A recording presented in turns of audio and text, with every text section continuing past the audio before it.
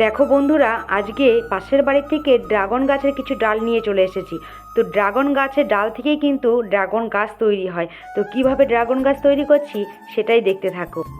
Dragon গাছের ডালগুলো প্রথমেই ভালো করে পরিষ্কার করে নিলাম। আর এই দেখো অ্যালোভেরা নিয়ে নিয়েছি, দেখো নিয়ে নিয়েছি একটা কেচি। এই কেচিটা দিয়ে ড্রাগন গাছের চারিপাশে কিন্তু সুন্দর করে কেটে নিতে হবে, 3 সাইড একটু সুন্দর করে কেটে নিয়ে তারপরে কিন্তু অ্যালোভেরা যে জেলটা আছে সেটা লাগিয়ে দিতে হবে।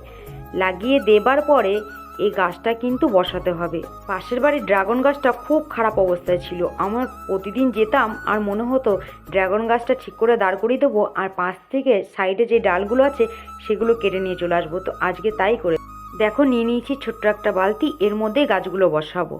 আমার মতো কে কে গাছের প্রেমে পড়েছো অবশ্যই জানাবে। আমার মনে হয় কোনো মানুষের প্রেমে পড়ার থেকে গাছের প্রেমে পড়া অনেক ভালো, সে তোমাকে দ্বিগুণ ফিরিয়ে দেবে।